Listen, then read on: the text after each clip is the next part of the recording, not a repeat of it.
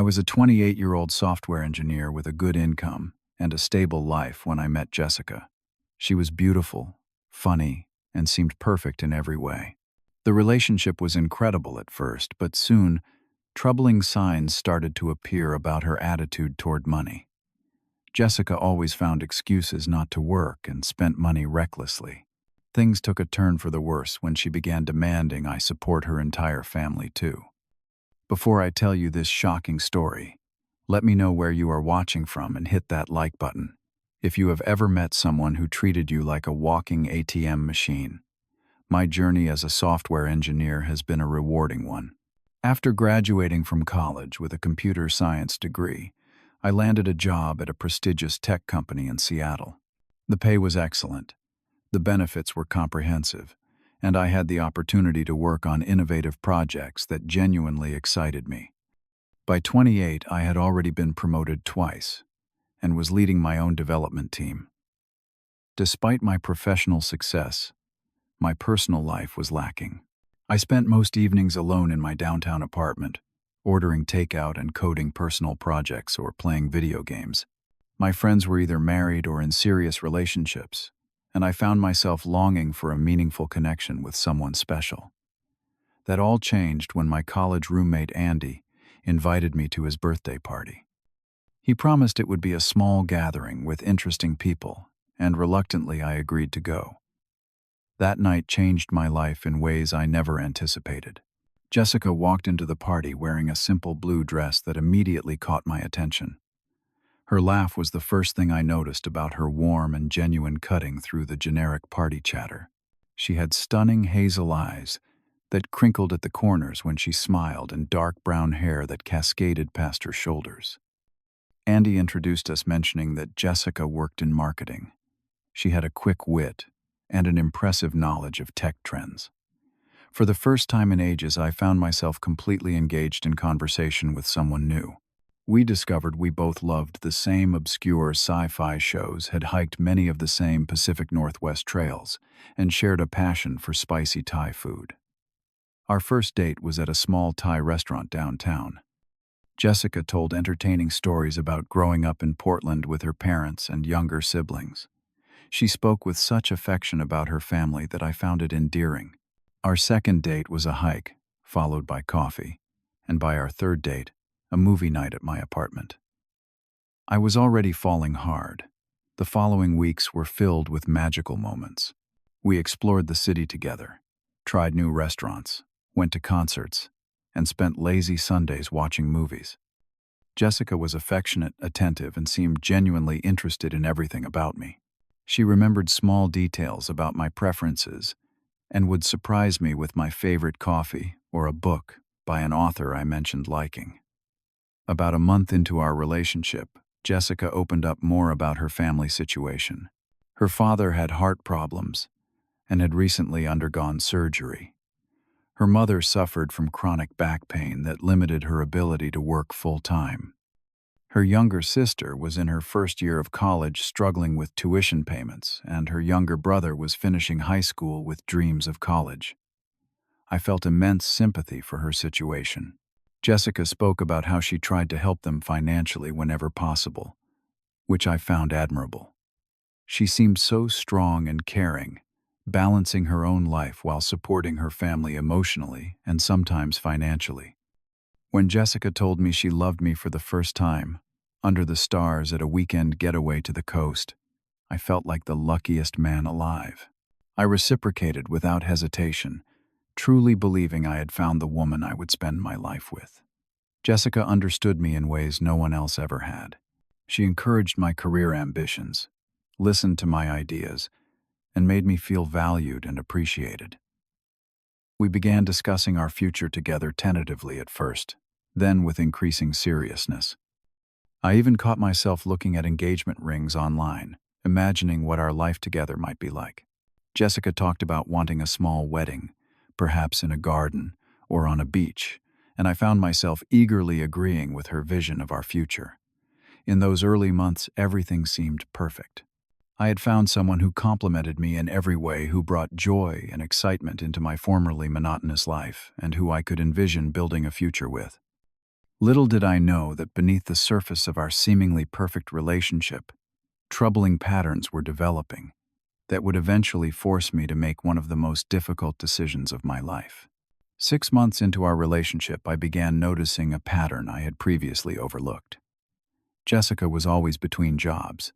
Initially, I had not questioned it much. She would go to interviews and return disappointed, explaining the position had been filled or the company culture did not seem right. I supported her, believing she was simply being selective about finding the right fit. When I asked about her previous marketing position that Andy had mentioned, Jessica would provide vague answers.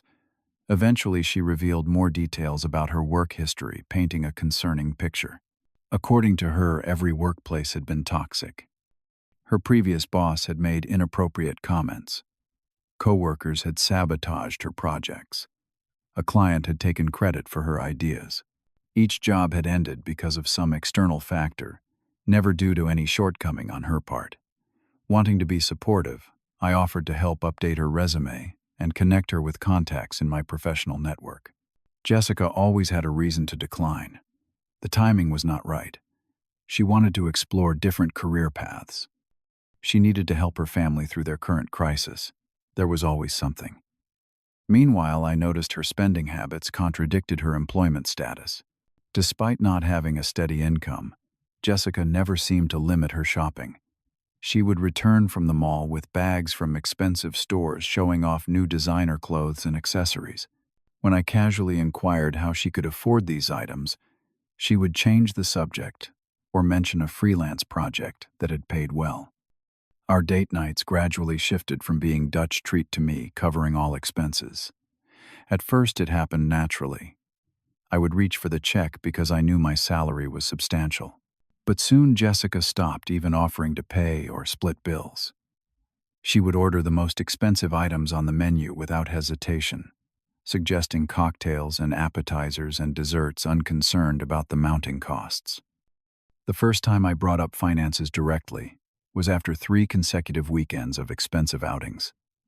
We were sitting in my apartment when I gently suggested we might need to budget more carefully. Jessica immediately became defensive, her eyes welling with tears as she accused me of not trusting her.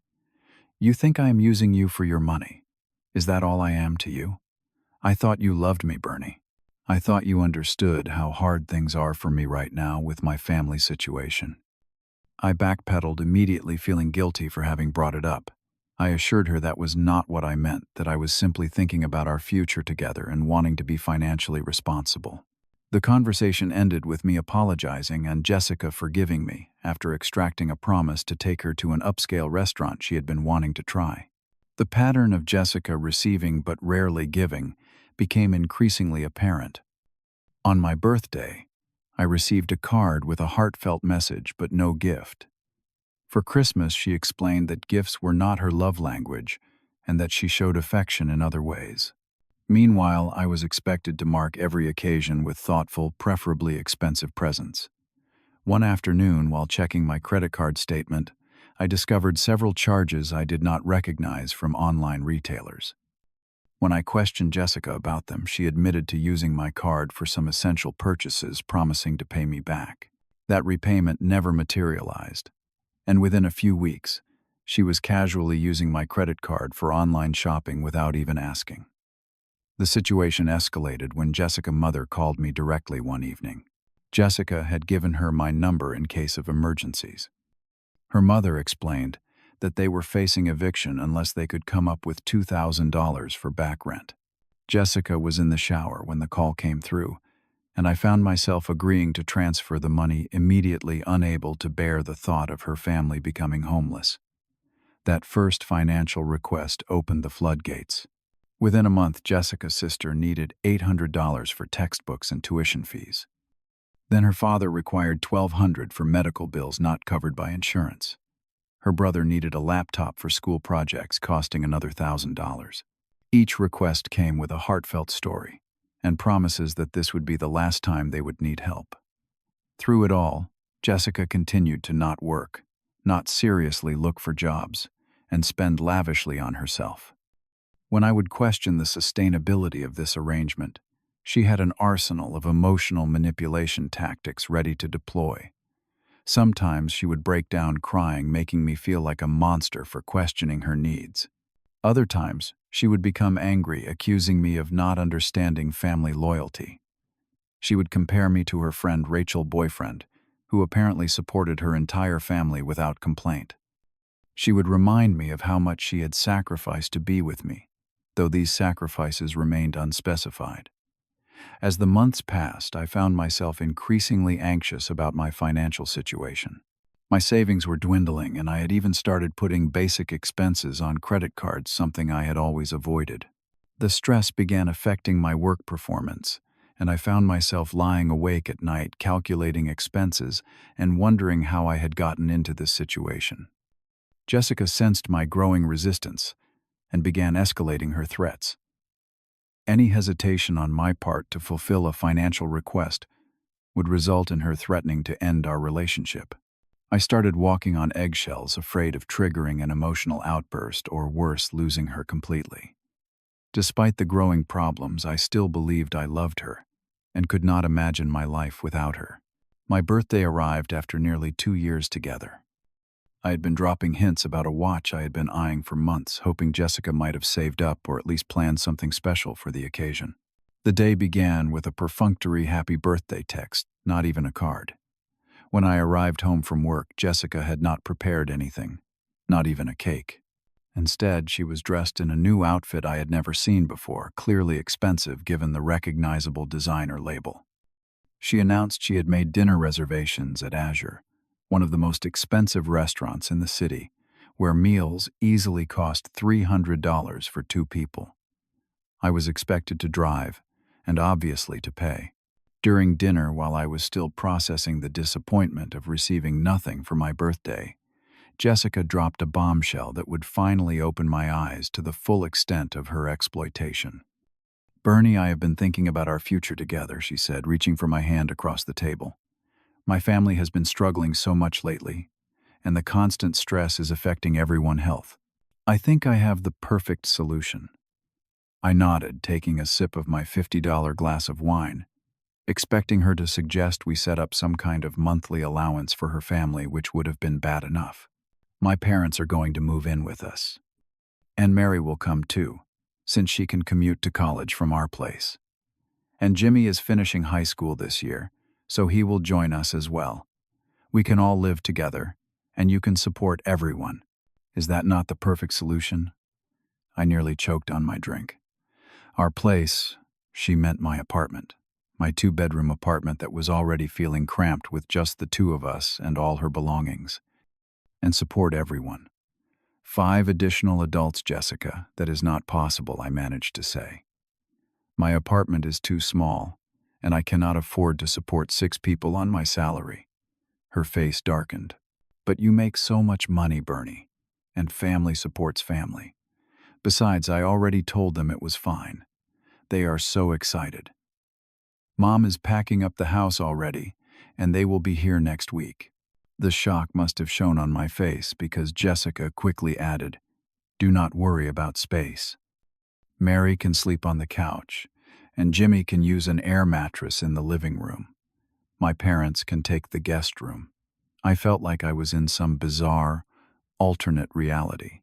Jessica had not only decided this unilaterally, but had already promised her family they could move in without consulting me.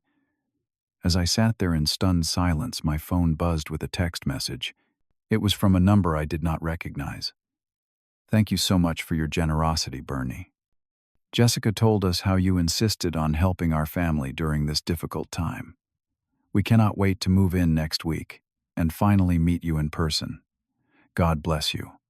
It was signed by Jessica Mother.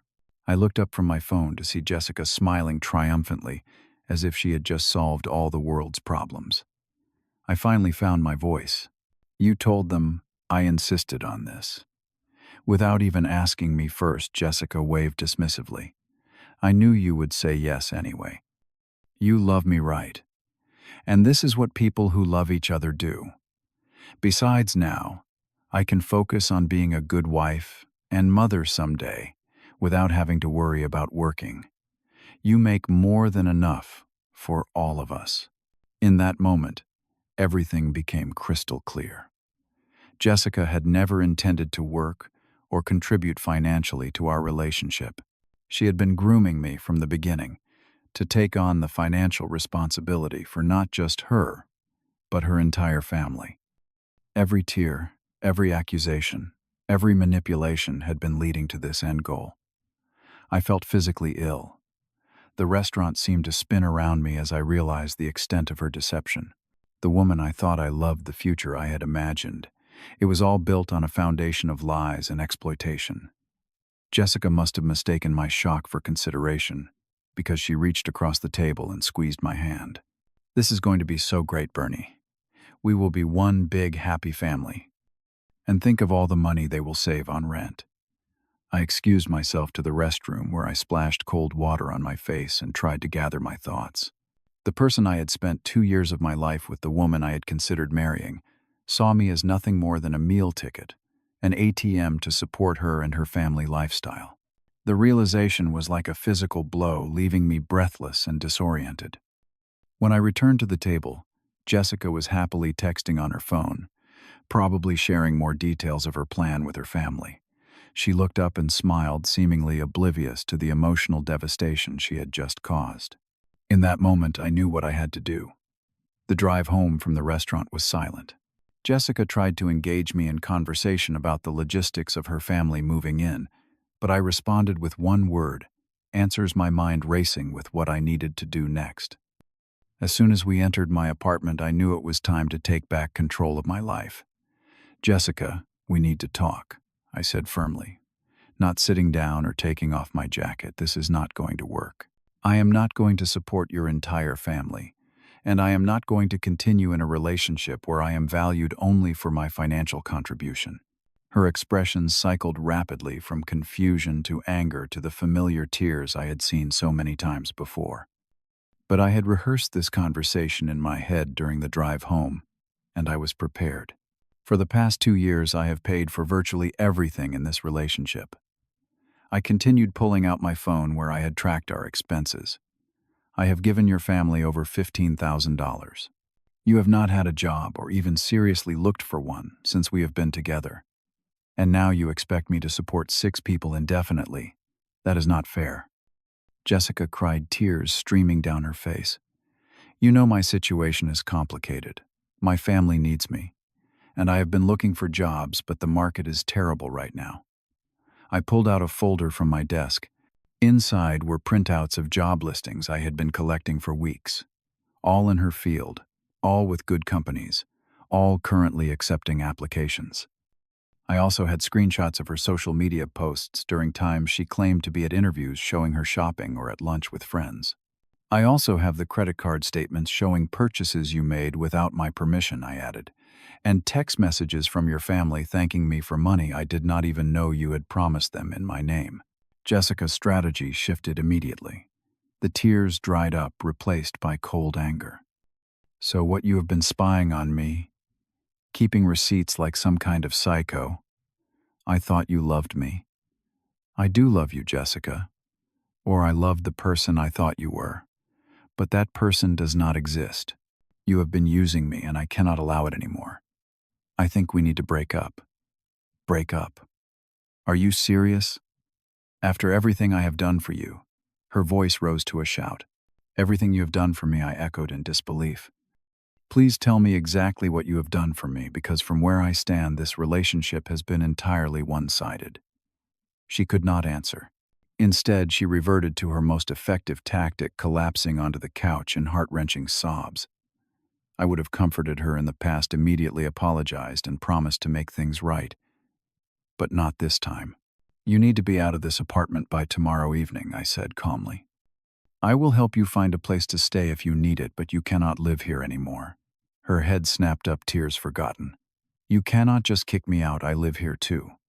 "Your name is not on the lease," I reminded her.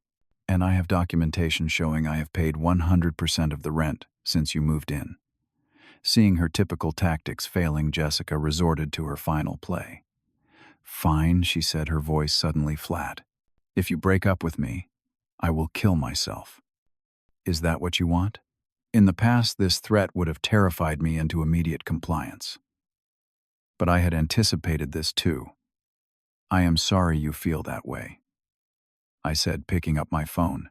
"I am going to call Amanda right now." She was Jessica's closest friend, the one person she might actually listen to. Jessica lunged for my phone. "Do not. You dare call her. I am fine. I was just saying that to show you how much you are hurting me." I completed the call anyway, briefly explaining the situation to Amanda, who promised to come over immediately.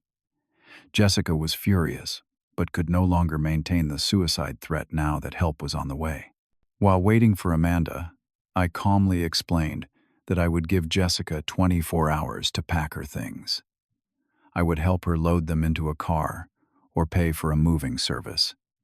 But she needed to be out by tomorrow night. I also made it clear that I would be changing the locks and my credit card numbers, and that her family would not be moving in under any circumstances. When Amanda arrived, Jessica tried to paint me as the villain, but the evidence was too overwhelming. Amanda, seeing the credit card statements and text messages, could only shake her head in disappointment.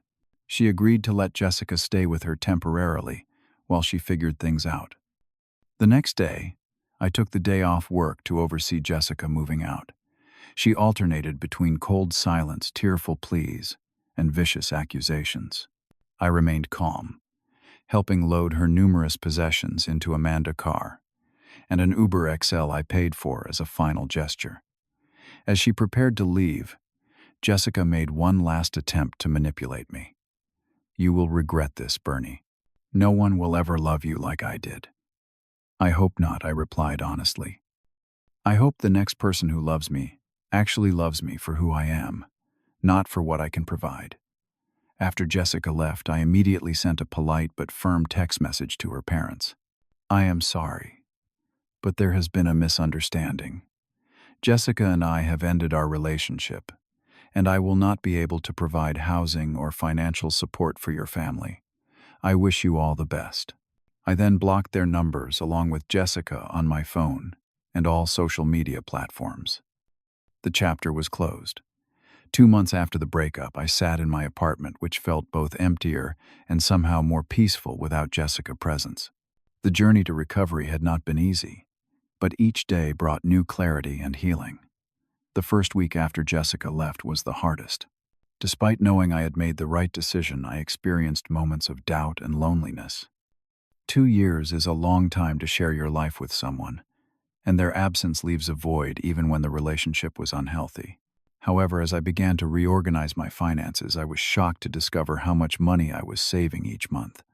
Without Jessica, constant spending, my credit card bills were cut in half. I created a plan to pay off the debt I had accumulated during our relationship and started rebuilding my savings account. I reconnected with friends I had neglected, many of whom admitted they had concerns about Jessica, but had not known how to express them without damaging our friendship. My college roommate, Andy, confessed that he had lost touch with Jessica long before introducing us and had been surprised by how much she had changed. I heard through mutual acquaintances that Jessica had moved back in with her parents after staying with Amanda for only a week. She had apparently told a very different version of our breakup, casting herself as the victim of my sudden cruelty. I chose not to engage or correct the narrative, focusing instead on my own healing. One significant step in my recovery was joining a support group for people who had experienced financial abuse in relationships. Listening to others' stories helped me recognize that what I had experienced had a name and that I was not alone. Many others had similarly been manipulated by partners who saw them as financial resources rather than equals. Through the group, I learned to identify the warning signs I had missed or ignored, the early excuses for not working, the gradual increase in financial expectations, the emotional manipulation when money was discussed, and the isolation from friends who might have pointed out the imbalance. I began to understand that healthy relationships require reciprocity and mutual support. While partners might not contribute equally financially at all times due to circumstances, there should always be a shared commitment to the relationship overall well-being. Jessica had never shown that commitment, always prioritizing her needs and wants above everything else. I also learned about setting and maintaining healthy boundaries. In retrospect, I realized I had allowed Jessica to cross my boundaries repeatedly because I feared losing her. That fear had kept me trapped in an exploitative relationship far longer than I should have been. The most valuable lesson, perhaps, was learning to recognize the difference between genuine care and manipulation disguised as affection. Jessica had been skilled at making me feel special and loved when it served her purposes, but those feelings were conditional on my continued financial support. 3 months after the breakup, I met Ashley at a friend housewarming party. Unlike my immediate connection with Jessica, my relationship with Ashley developed slowly and naturally. She was a physical therapist with her own practice, financially independent and passionate about her career. Our first few dates were simple coffee shops, walks in the park, conversations that focused on getting to know each other as people rather than assessing what we could gain from one another. When the check came at restaurants, Ashley would routinely offer to split it, or occasionally insist on paying entirely. It was refreshing to be with someone who valued independence and equal partnership. Ashley had her own life, friends, and interests, and while she enjoyed our time together, she did not expect me to be her sole source of entertainment or support. 6 months after ending things with Jessica, I realized I no longer harbored anger or resentment toward her. Instead, I felt gratitude for the lessons the experience had taught me. Without that relationship, I might never have learned to value myself enough to demand respect and reciprocity from a partner. As for Jessica's family, I heard they had found alternative arrangements. Her sister had received a scholarship that covered most of her remaining tuition, and her brother had decided to work for a year before starting college. Her parents had downsized to a smaller apartment that fit their budget. They had managed to solve their problems without making them my responsibility. Looking back, I recognize that walking away from Jessica was one of the hardest but best decisions I ever made. It would have been easier in the short term to give in to her demands and avoid the pain of separation. But the long-term costs to my financial security, emotional health, and self-respect would have been devastating. If my story resonates with you, please share it in the comments below. Have you ever been in a relationship where you felt financially used or taken advantage of? What warning signs did you notice, and how did you handle the situation? Hit the like button if you think I made the right choice and subscribe to hear more stories about navigating difficult relationship challenges. Thank you for listening, and remember, sometimes walking away is the greatest act of self-love you can show yourself.